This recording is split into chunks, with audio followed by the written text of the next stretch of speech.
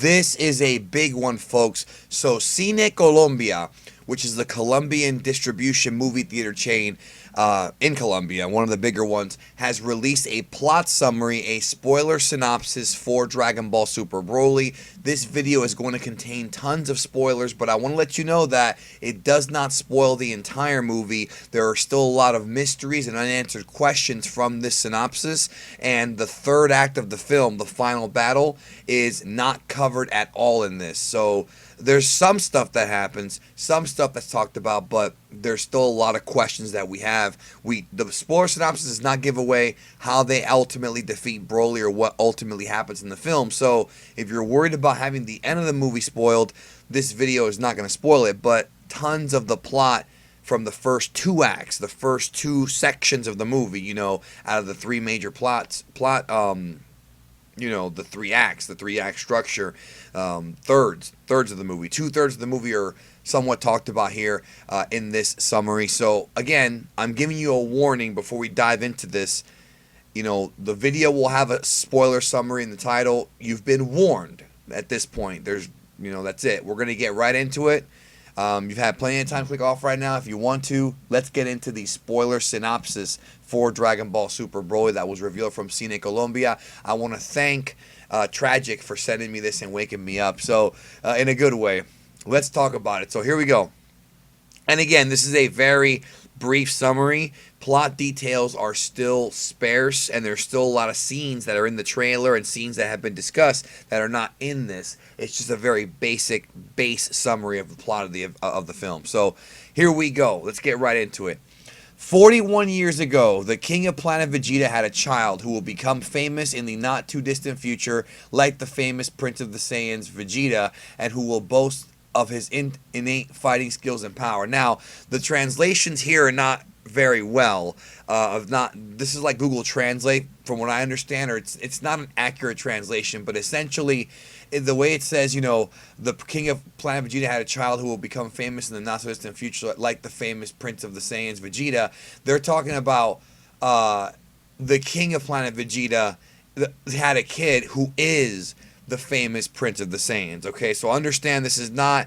They're not saying that he had another kid, even though Tarble, I guess, could be another kid. That's not what they're saying here at all. They're saying that, King Vegeta had a son, who's, of course, Prince Vegeta, who he thinks was going to achieve great things.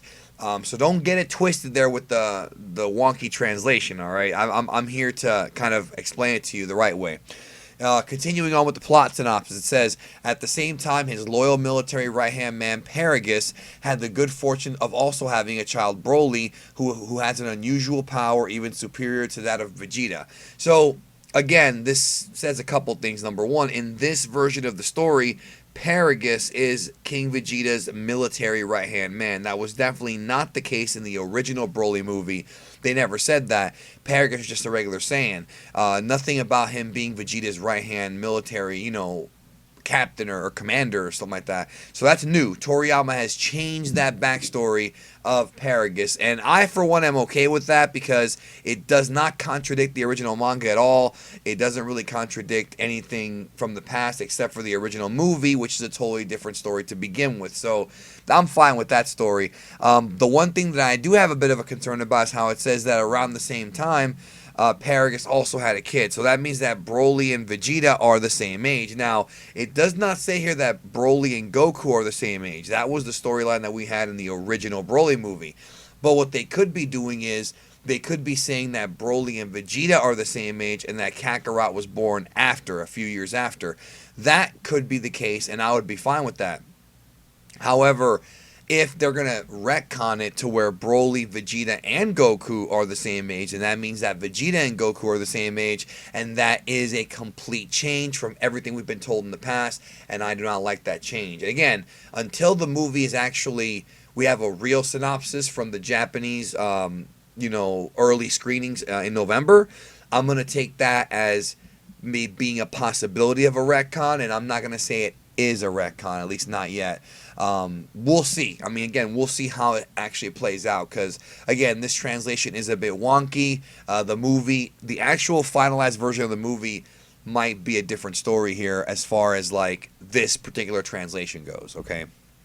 Just making that clear to everybody, all right? Because whenever something like this comes out and the translation is weird, it leads to misinformation because people don't know how to read the information. They don't know how to actually understand what they're reading and understand, where things are going, especially when it comes to other languages. So that is that. So let's keep going here. It says here, Broly, who has an unusual power, even superior to that of Vegeta, but King Vegeta, jealous, sent baby Broly on a dark and distant planet in a small space capsule.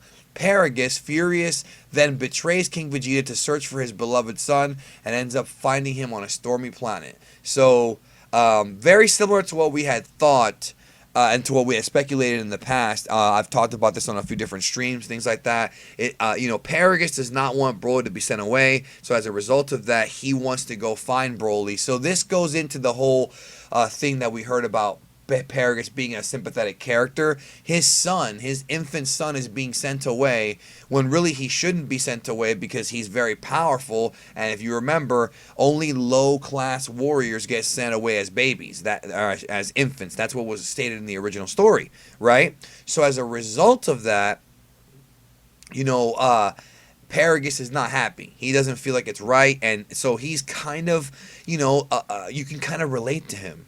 You know what I'm saying? You kind of relate to him on that. And that's probably how they end up on planet Vampa, I assume. And so many years later, that's when Frieza finds him, which we're going to get to here in a minute. So it says here, again, he goes to go find him. Desperate, he loses his way back home because of the impact of the landing destroyed in his shuttle, which means that he and his son are left alone and abandoned for several decades without hope for help. So it's essentially what Kaiser Neko and I had talked about privately, and I discussed it in a stream I did, I think it was last week, that he pretty much nailed it. They're stuck on this planet for so many years in a distant part of the galaxy, and now Frieza finds them. Frieza apparently does successfully find them. It doesn't actually state that yet. We're going to get to that here in a minute. It says here, nowadays, on Earth, 6 Dragon Balls are flown in Bulma's laboratory by Frieza. Now, again, you have to know how to read that translation. It's not a very good translation. What they're saying is, stolen. Frieza steals 6 of the Dragon Balls from Bulma's laboratory. It says here, just resuscitated, which they mean just resurrected. So, again, the translations are weird here. Who hopes to finally realize his ambition. Now, it doesn't explain what the ambition is, but one could only assume they're talking about immortality because that was obviously Frieza's goal in the original story. Why would he not want to do this again? It says here, meanwhile, the patrols of Frieza's army by chance find Paragus and Broly in the confines of the galaxy and bring them to Frieza to build an even more powerful army. So yeah, they're using the word, they're using his name as being Freezer, which makes sense because the Spanish dub calls him Freezer. But again, Lemo and Chele, it just all makes sense now. Everything that we talked about, speculated on, is true. They find Broly and Paragus on a planet, probably Vampa, maybe not, and then they join Frieza's forces for at least a little while. So that doesn't surprise me whatsoever. Now here it says, surprised by Broly's fighting power and training, Frieza waved Paragus' bloody clothes and headed for the icy ground where the last Dragon Ball is. So essentially they go find Broly and they all go to Earth. Now, it's interesting because it says, that surprised by Broly's training. So that tells me that the Broly Frieza fight that was in the trailer, for the first trailer, could end up being just a training session. It could be Frieza training with Broly to see how strong he is and he being impressed by his power. So the idea of Frieza and Broly actually fighting to the death may not be a story that we get in this movie at all, unless by the end of the film, Frieza ends up helping Goku and Vegeta, which I think is going to happen.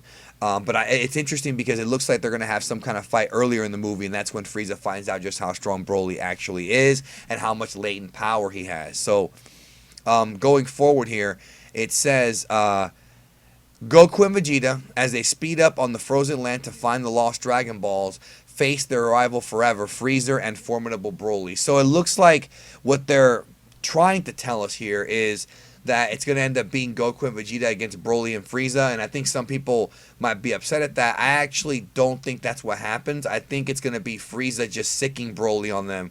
Frieza and Paragus just going to sick Broly on Goku and Vegeta. It says here the final battle is about to begin, but against the power of Broly, who evolves as the fight progresses, Goku and Vegeta are forced to put themselves on the defensive. So now the whole thing about putting themselves on the defensive, what they're trying to say is that they're putting themselves on guard. They're pretty much, it's not a fight they can just win. This fight's going to be, not too easy to it's not going to be an easy win for them because of how powerful Broly is. Sorry if you heard a noise there. I hit something. I tapped the side of my desk there.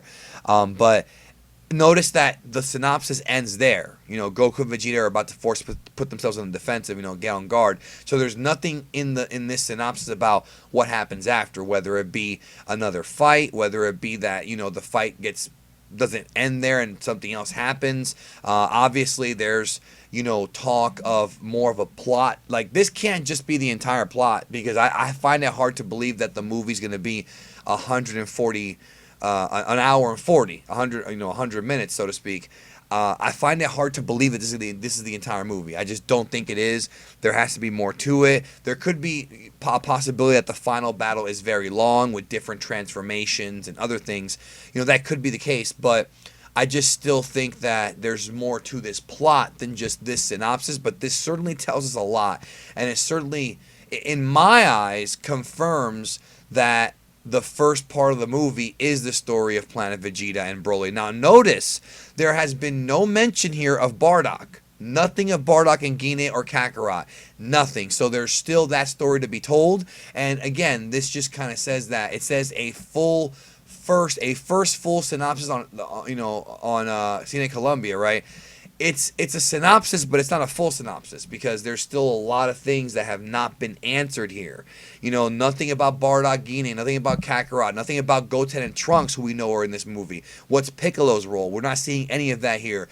Beerus and Whis, again, they're not here. So there's still a lot of plot that they have not revealed in this synopsis. So don't think this is the entire movie, because it's not. I do think at some point Frieza does end up going against Broly or vice versa, and they end up on opposite sides of the in the battle. I do think that happens, and that's probably later on in the film, or maybe it never happens at all. Difficult to say, but this is the full.